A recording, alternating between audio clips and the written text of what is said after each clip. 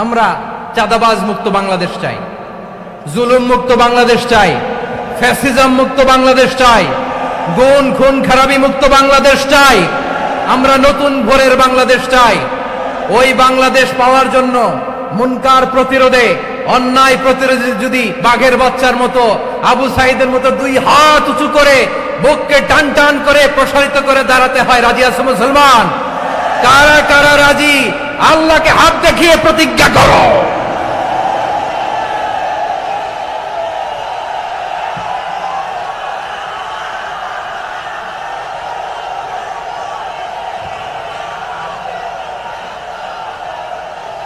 সম্মানিত সুধী,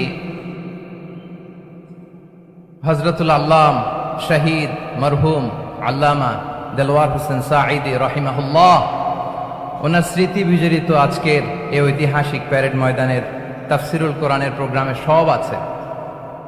স্টেজ আছে, শ্রোতা আছে, প্যান্ডেল আছে, মিডিয়া কাভারেজ আছে, কিন্তু আমাদের কলিজার টুকরাটা আমাদের মাঝে নাই। আজকের এই প্রোগ্রামে আলোচক হয়ে এই চেয়ারে আমি না বসে ওই শ্রোতাদের কাতারে বসে যদি আমাদের আল্লামার নুরানি চেহারার দিকে তাকিয়ে ওয়াজ শুনতে পারতাম, আমাদের হৃদয়টা ঠান্ডা হয়ে যেত, আমাদের তৃষ্ণার্ত হৃদয় শান্ত হতো। সব আজকে আছে, কি যেন নাই, ঠিক কিনা বলেন? আল্লাহ তাআলা প্রতি 100 বছরে একজন মুজাদ্দিদ পাঠান, প্রতি 100 বছরে একজন মুজাদ্দিদ, যিনি সমাজকে সংস্কার করেন। আল্লামা দেলওয়ার হোসেন সাঈদী রাহিমাহুল্লাহ ছিলেন তেমন একজন মুজাদ্দিদ। চিৎকার করে বলেন ঠিক কিনা? উনি শিরক বিদআতের আস্তানাকে তছনছ করে দিয়েছেন, তাওহীদের বাণীকে সমুন্নত করেছেন, গণমানুষের কাছে তাফসিরুল কোরআনকে জনপ্রিয় করেছেন। আজীবন আজীবন তিনি ইসলামকে বিজয়ী শক্তি হিসেবে দেখার স্বপ্ন দেখতেন। এত প্রাঞ্জল ভাষা, এত চমৎকার আধুনিক প্রেজেন্টেশন, গণমানুষের কাছে কোরআনের তাফসিরকে এভাবে জনপ্রিয় করে তোলার মতো ব্যক্তিত্ব আল্লামা সাঈদী ছাড়া দ্বিতীয় কেউ এই বাংলার ভূখণ্ডে নাই। এই যে তাফসিরুল কোরআন, এই যে টার্মিনোলজি, এই টার্মটাই উনি আসলে জনপ্রিয় করেছেন। আমরা আগে জানতাম না যে এভাবে তাফসির করা যায়, এভাবে scientific indications of the Holi কোরআনকে মানুষের কাছে পেশ করা যায়, এভাবে এত জীবন ঘনিষ্ঠ করে, এত ইন্টারেক্টিভ করে কোরআনের কথাগুলো মানুষের কাছে উপস্থাপন করা যায়। উনি অন্যায়ের বিরুদ্ধে সবসময় সোচ্চার ছিলেন, প্রতিবাদী কণ্ঠস্বর ছিলেন। ওনার আলোচনা শুনলে দেহের রক্ত টকবক করে ফুটতে থাকতো। আল্লাহু আকবার, আল্লাহু আকবার, আল্লাহু আকবার। He was a strong mouthpiece of Islamic revivalism. Islamic জাগরণের স্ট্রং মাউথপিস ছিলেন আল্লামা সাঈদী রাহিমাহুল্লাহ। অনেক দোয়া পেয়েছেন। আমরা পড়েছি, এমন জীবন তুমি করিবে গঠন, মরণে হাসিবে তুমি, কাঁদিবে ভুবন। গোটা বিশ্বকে তিনি কাঁদিয়েছেন। আল্লামা যখন ইন্তেকাল করলেন, আমি তখন মালয়েশিয়া থেকে যুক্তরাষ্ট্রে একটা কনফারেন্সে যোগ দিতে যাচ্ছি, কাতার এয়ারলাইন্সে। মালয়েশিয়া থেকে দোহাতে নামলাম। দোহায় যখন আমার ট্রানজিট, তখন শুনতে পেলাম যে আল্লামা বিদায় নিয়েছেন। সোশ্যাল মিডিয়ায় শুনে বিশ্বাস করতে পারলাম না। মুহূর্তের মধ্যেই মাসুদ সাঈদী ভাইকে মেসেজ করলাম, উনি কোনো উত্তর দিতে পারলেন না। মাসুদ ভাইয়ের সাথে যখন কোলাকুলি করি, আমাদের শামীম ভাইয়ের সাথে যখন কোলাকুলি করি, মনে হচ্ছে আল্লামা সাঈদীর ঘ্রাণ পাই। শরীরটা লিটারালি কাঁপছিল, নিজেকে মানাতে পারছিলাম না, বিশ্বাস করতে পারছিলাম যে আসলে আল্লামা বিদায় নিয়েছেন। ইন দ্য মিন টাইম আমার সেকেন্ড ফ্লাইট, দোহা টু নিউ ইয়র্ক, 12 ঘন্টার ফ্লাইটে উঠলাম। ইন্টারনেট থেকে বিচ্ছিন্ন হলাম। নামার পরে শুনলাম আল্লাহু আকবার, যেখানে ওনাকে কবরস্থ করার কথা ছিল সেখানেও কবর দিতে দেয়া হয় নাই। ছবিগুলো দেখতে লাগলাম, হাসি মাখা মুখ, হাসি মাখা নিথর দেহটা, মরণে হাসিবে তুমি, কাঁদিবে ভুবন। From east to west, from north to south, the entire globe, গোটা বিশ্ব ওনার জন্য কেঁদেছে, গোটা বিশ্ব কেঁদেছে। কাবার গিলাফ ধরে ধরে মানুষ চিৎকার করেছে। এর চেয়ে শ্রেষ্ঠ মৃত্যুকার হতে পারে? আমাদের আল্লামার আর কি পাওয়ার ছিল বলেন? আর কি পাওয়ার ছিল? কুল্লু নাফসিন যায়িকাতুল মাউত, যারাই দুনিয়াতে আসবে তারা ইন্তেকাল করবে, এটা আমরা মেনে নেই, এটা আমরা জানি। কিন্তু অবাক করা বিষয় হচ্ছে আমরা আজও জানি না আমাদের আল্লামার মৃত্যু কি স্বাভাবিক হয়েছে নাকি এটা পরিকল্পিত মেডিকেল কিলিং ছিল। এটা যে পরিকল্পিত মেডিকেল কিলিং ছিল এটা ধারণা করার পেছনে অনেক কারণ আছে। তিনি আধিপত্যবাদের বিরুদ্ধে সোচ্চার ছিলেন, ফ্যাসিবাদের বিরুদ্ধে সোচ্চার ছিলেন, রাজনৈতিক প্রতিহিংসার শিকার ছিলেন। এজন্য এটা মেডিকেল কিলিং হতে পারে এ ধারণা আমরা করতেই পারি। আওয়াজ করে বলেন ঠিক কিনা? যে সময়টা আমরা কাটাচ্ছি এত সুন্দর সময় বাংলাদেশ আর পাবে না। আমাদের জন্মের পর থেকে এরকম চমৎকার সময় আমরা পাই নাই। এটাই আসল সময়। আমরা ইন্টারিম গভর্নমেন্টের কাছে দাবি জানাই, উচ্চতর তদন্ত কমিটি করে এটা কি হত্যাকাণ্ড ছিল নাকি স্বাভাবিক মৃত্যু ছিল, এই রিপোর্ট গণমানুষের কাছে প্রচার করে জানাতে হবে। এই দাবির সাথে কি সবাই আপনারা একমত? কারা কারা একমত হাত তুলে দেখান।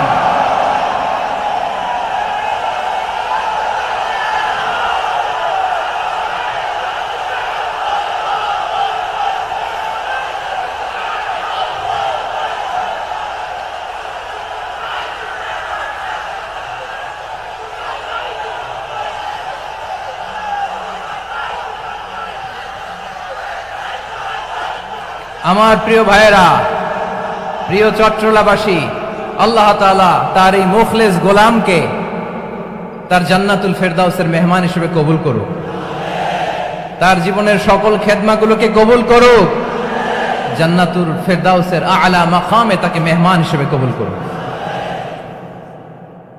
আল্লামা শহীদ দেলোয়ার হোসেন সাঈদী রাহিমাহুল্লাহ, উনি ছাড়াও এই ঐতিহাসিক ময়দানে কথা বলেছেন আল্লামা লুৎফুর রহমান রাহিমাহুল্লাহ। চলে গিয়েছেন আমাদেরকে ছেড়ে। তিনি বলতেন, ইনশাআল্লাহ মিজান আবার আসবে। হুজুর আমি তো আসলাম, আপনি তো আমাদেরকে ছেড়ে চলে গেলেন। আল্লাহু আকবার, আল্লাহু আকবার, আল্লাহু আকবার। গলায় কোনো সুর ছিল না, সুর দিয়ে কথা বলতেন না, কিন্তু এত চমৎকার শব্দের বুনন, এত চমৎকার প্রেজেন্টেশন, এত চমৎকার ভাবে ঐতিহাসিক বর্ণনাগুলো তিনি উপস্থাপন করতেন। মন্ত্রমুগ্ধ হয়ে আমরা আল্লামা লুৎফুর রহমানের কথা শুনেছি। আমরা হযরতুল আল্লামা লুৎফুর রহমান রাহিমাহুল্লাহর জন্য এই বিশাল ময়দান থেকে দোয়া করছি, আল্লাহ তাআলা তুমি তোমার এই খাদেমকে জান্নাতের মেহমান হিসেবে কবুল করে নাও। আরো অনেক আল্লামারা এখানে কথা বলেছেন, বিশেষ করে বাইতুল শরফের মরহুম পীর সাহেব হুজুর থেকে শুরু করে আরো যারা যারা তারকাতুল্য ওলামায়ে কেরাম এই চট্টগ্রামের ময়দানে কথা বলেছেন, আলো ছড়িয়েছেন। আমরা এই লক্ষ লক্ষ তাওহীদি জনতাকে নিয়ে তাদের জন্য দোয়া করছি, আল্লাহ তাআলা ওনাদের জীবনের সকল ভুল ত্রুটি ক্ষমা করে দিয়ে তাদেরকে জান্নাতুল ফেরদাউসের মেহমান বানিয়ে নিক। আমরা এই ঐতিহাসিক প্যারেড ময়দানের প্রোগ্রাম থেকে স্মরণ করতে চাই 24-এর ছাত্র নাগরিক অভ্যুত্থানে আমার যে সমস্ত ছাত্র নাগরিক ভাইয়েরা দেহের তাজা রক্ত বিলি দিয়ে নতুন বাংলাদেশ আমাদেরকে উপহার দিয়েছে। বিশেষ করে আপনাদের এই চট্টগ্রামের শহীদ ফয়সাল, শহীদ ওয়াসিম সহ সকল শহীদকে আল্লাহ তাআলা কবুল করুক। আমরা সবাই পড়ি আমিন। প্রিয় ভাইয়েরা, আমি নগণ্য একজন কোরআনের ছাত্র, এত বিশাল মঞ্চে এত বড় প্ল্যাটফর্মে কথা বলা আমার জন্য সাজে না। তারপরও আমাদের মুরব্বীরা আমাদের ডানে বায়ে বসে আছেন, ওনাদের আদেশ ক্রমে, ওনাদের অনুমতি ক্রমে কিছু কথা আজকের এই ঐতিহাসিক প্রোগ্রামে আপনাদের সামনে উপস্থাপন করার চেষ্টা করব। ওমা তৌফিক ইল্লা বিল্লাহ। প্রিয় ভাইয়েরা, 5 দিন ব্যাপী এই তাফসিরুল কোরআনের প্রোগ্রামে অনেক ওলামা হযরত কথা বলেছেন। যারা কোরআন সুন্নাহ থেকে আমাদেরকে কোরআনের কথাগুলো শোনালেন, আমরা যেন সেগুলো আমল করতে পারি, আল্লাহ আমাদেরকে তৌফিক দান করুন।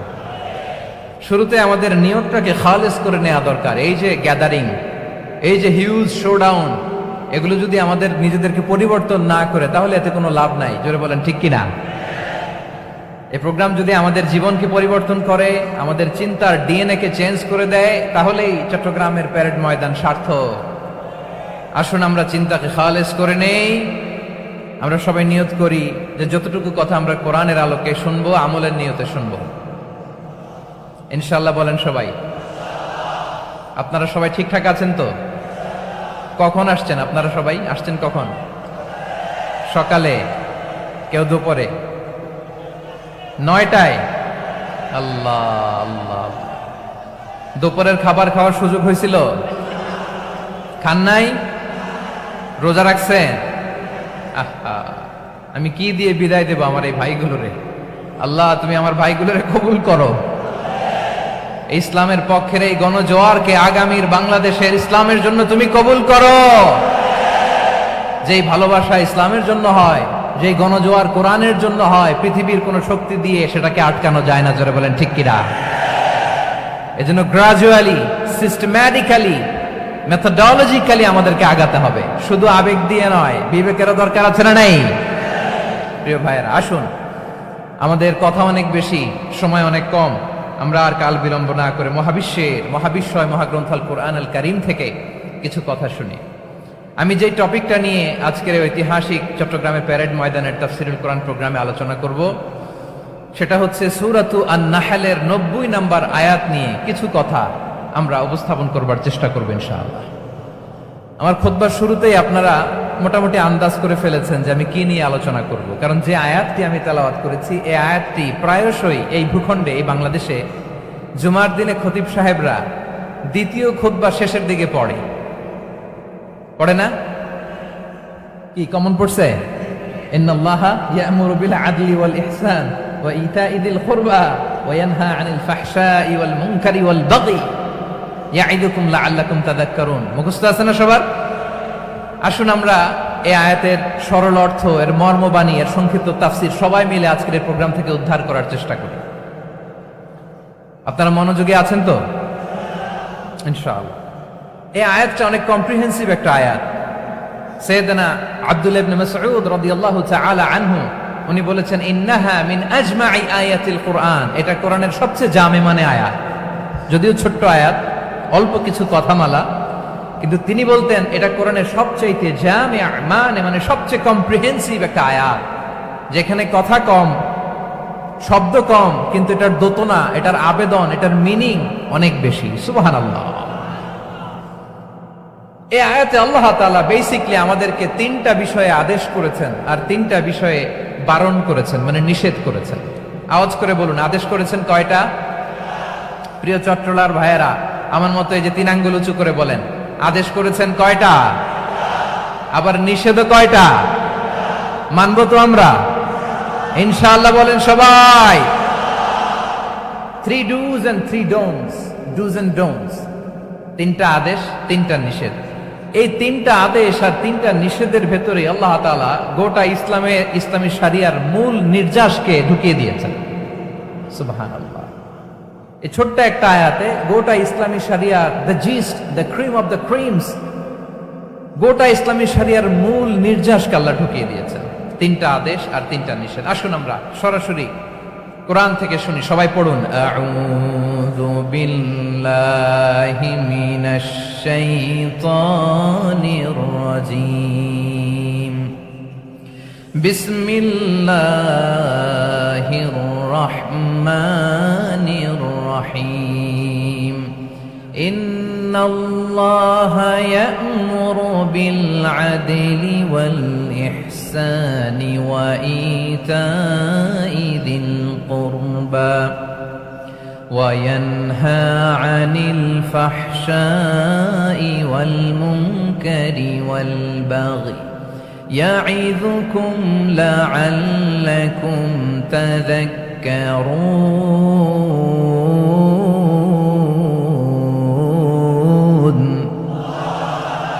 আল্লাহ তাআলা ইরশাদ করছেন, ইন্নাল্লাহা ইয়া'মুরু বিল আদলি ওয়াল ইহসান। নিশ্চয় আল্লাহ তাআলা তোমাদেরকে ন্যায় বিচারের আদেশ দেন, সদাচরণের আদেশ দেন, নিকটাত্মীয়দেরকে দানের আদেশ দেন। আদেশ কয়টা? আওয়াজ করে সবাই বলুন তো কয়টা? নিশ্চয় আল্লাহ তাআলা তোমাদেরকে ন্যায় বিচারের আদেশ দেন, সদাচরণের আদেশ দেন, তিনি তোমাদের নিকটাত্মীয়দেরকে দানের আদেশ দেন, আর তিনি তোমাদেরকে অশ্লীলতা থেকে নিষেধ করেন, মন্দ কাজ থেকে নিষেধ করেন, অবাধ্যতা সীমা লঙ্ঘন থেকে নিষেধ করেন। তিনি তোমাদেরকে উপদেশ দেন যাতে তোমরা শিক্ষা গ্রহণ করো। সুবহানাল্লাহ। উপদেশ দিচ্ছে স্বয়ং কে? 3টা জিনিসের আদেশ। ইয়া'মুরু বিল আদল, সুবিচার ন্যায় বিচারের আদেশ তিনি দেন, ইহসানের আদেশ দেন, যাতে আমরা ইহসান করি, একে অপরের প্রতি সুবিচার করি, মহানুভবতা দেখায়, অনুগ্রহ দেখায়, আর নিকট আত্মীয়দেরকে যেন আমরা দান করি। এই তিনটা আদেশ তিনি দিয়েছেন। আর কোন তিনটা জিনিস থেকে তিনি বারণ করেছেন? অশ্লীলতা, ফাহশা, মুনকার, মানে সব মন্দ আর অসৎ কাজ, এগুলো থেকে তিনি আমাদেরকে বারণ করেন। ওয়াল বাগি, অবাধ্যতা, সীমা লঙ্ঘন, এই তিনটা কাজ থেকে তিনি আমাদেরকে বারণ করেন। তিনি আমাদেরকে উপদেশ দেন, স্বয়ং আল্লাহ তাআলা আমাদেরকে উপদেশ দেন, যাতে করে আমরা শিক্ষা গ্রহণ করি। সুবহানাল্লাহ পড়ে। তাহলে আসুন আমরা ধরে ধরে একটা একটা করে সামনের দিকে আগাই। আল্লাহ তাআলা প্রথমে আমাদেরকে আদেশ দিয়েছেন আদালের। ইন্নাল্লাহা ইয়া'মুরু বিল আদল, আওয়াজ করে বলুন আল আদাল।